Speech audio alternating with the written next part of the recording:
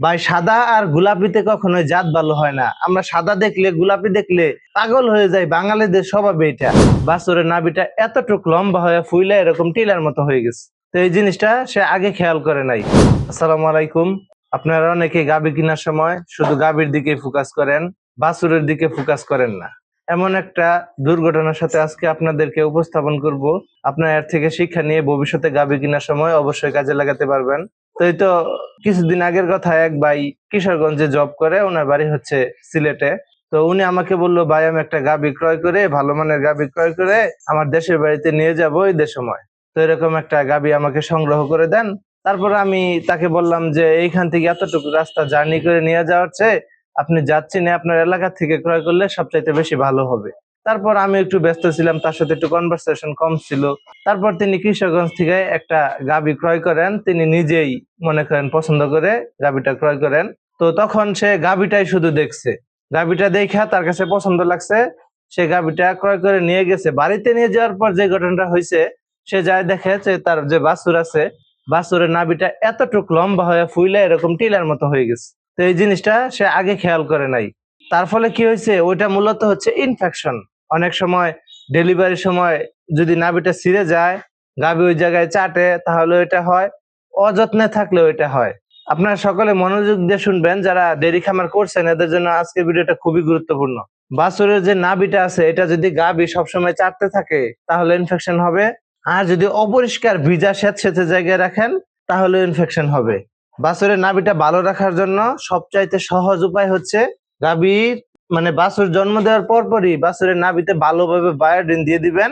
নাভিটা যদি একটু আকারে বড় হয় তাহলে নাভিটা একটু ছোট করে দিবেন, তাহলে নাভিতে কোনো প্রকার সমস্যা হবে না। বায়োডিনটা আপনারা প্রতিদিনই সকাল বিকাল 2 বেলা ব্যবহার করবেন, মিনিমাম নাভি পড়ার আগ পর্যন্ত, শুকানোর আগ পর্যন্ত, তাহলে ইনফেকশনটা হবে না। আর যদি এটা হয়ে যায়, এটা যদি আপনারা সঠিক চিকিৎসা না করতে পারেন, আপনার বাছুরটা মারা যাওয়ার সম্ভাবনা 90%। কারণ এই নাভির ইনফেকশন থেকে ধনুষ্টঙ্কর হয়ে যায় বাছুর, ওই জায়গা থেকে বাঁচানো একদম ইম্পসিবল। একবার যদি ধনুষ্টঙ্কর আপনার বাছুরকে গ্রাস করে, আপনার বাছুর একদম শেষ। আপনার আজকের বাছুর যদি ষাঁড় বাছুর হয়, আগামী দিনে আপনার খামারের অর্থের যোগানদাতা হবে। আর যদি ভালো বকনা বাছুর হয়, তাহলে আগামী দিনের একটা ভালো গাভী হবে, সেই গাভীটা আপনাকে প্রোডাকশন দিবে। অতএব গাভী কেনার সময় শুধুমাত্র গাভীর দিকে ফোকাস করবেন না, সম্পূর্ণ ফোকাস আমরা গাভীতেই দিয়ে দেই, যে গাভীটা কেমন, তার উলান কেমন, তার জাত কেমন। বাছুরের দিকে কেউ ফোকাস করি না। যদিও বা করি, একটা জিনিস খেয়াল করি, বাছুরটা কি সাদা কিনা, মুখ গোলাপি কিনা। ভাই সাদা আর গোলাপিতে কখনোই জাত ভালো হয় না। আমরা সাদা দেখলে গোলাপি দেখলে পাগল হয়ে যাই, বাঙালিদের স্বভাব এটা।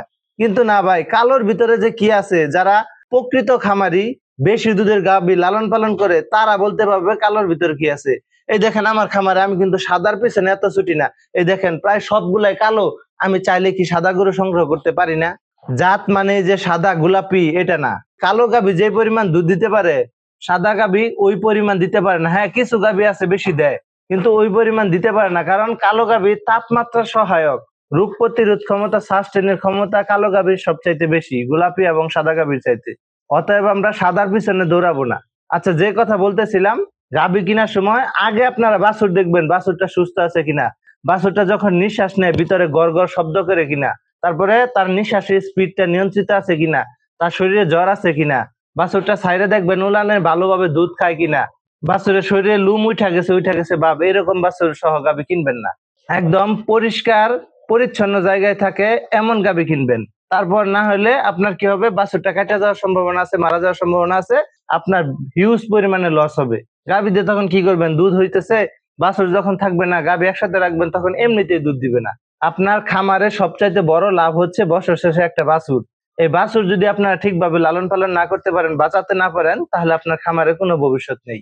অতএব গাভী কেনার সময় অবশ্যই বাছুর আগে দেখবেন, পর্যবেক্ষণ করবেন, সময় নিবেন, তাড়াহুড়া করবেন না যে এই গাভী আজকে পাইছি কালকে হয়তো বা পাবো না, এমন কোনো কিছু না। দুনিয়াতে গাভীর কোনো অভাব নেই, সঠিক জাত যদি আপনারা চিনতে পারেন।